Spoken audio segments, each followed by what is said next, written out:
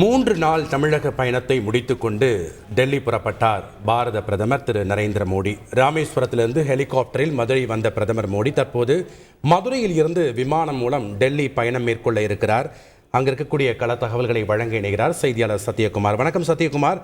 தற்போது இந்த வழி அனுப்பும் நிகழ்ச்சியில யார் யாரெல்லாம் கலந்திருக்காங்க, அங்க இருக்கக்கூடிய சூழல் என்ன, விவரங்களை பதிவு பண்ணுங்க.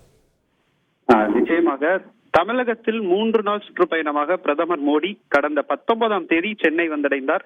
அங்கு கேலோ இந்தியா நிகழ்வில் பங்கேற்றுவிட்டு நேற்று சென்னையிலிருந்து திருச்சி வந்த பிரதமர் ஸ்ரீரங்கம் கோவிலில் சுவாமி தரிசனம் மேற்கொண்டார். பின்னர் அங்கிருந்து ராணுவ ஹெலிகாப்டர் மூலம் ராமேஸ்வரம் சென்றடைந்தார். அங்கு ராமநாத சுவாமி கோயிலில் சுவாமி தரிசனம் மேற்கொண்டு விட்டு ஆன்மீக நிகழ்வுகளில் பங்கேற்றார்.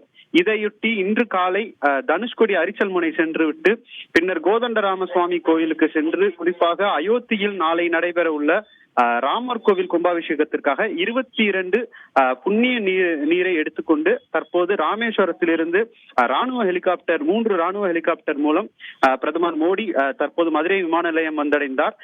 பிரதமர் வருகையொட்டி மதுரை விமான நிலையத்தில் 5 அடுக்கு, அதாவது மத்திய தொழில்படை பாதுகாப்பு படை சார்பாக 5 அடுக்கு பாதுகாப்பும், தமிழக போலீசார் சார்பாக 3 அடுக்கு பாதுகாப்பு போடப்பட்டிருந்தது.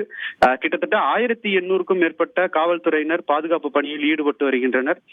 மேலும் பிரதமர் மதுரை விமான நிலையம் வந்த பிரதமரை மத்திய இணையமைச்சர் எல் முருகன், பாஜக மாநில தலைவர் அண்ணாமலை, குறிப்பாக தேனி நாடாளுமன்ற உறுப்பினர் OP ரவீந்திரநாத் மற்றும் மதுரை ஆதீனம் உட்பட 3 மடாதிபதிகள், மதுரை மாவட்ட ஆட்சியர் சங்கீதா, மதுரை மாவட்ட காவல் ஆணையர் லோகநாதன் மற்றும் பாஜகவின் முக்கிய பாஜக பிரமுகர் உள்ளிட்ட 30க்கும் மேற்பட்டோர் தற்போது பிரதமர் மோடியை மதுரை விமான நிலைய வளாகத்தில் வரவேற்றனர்.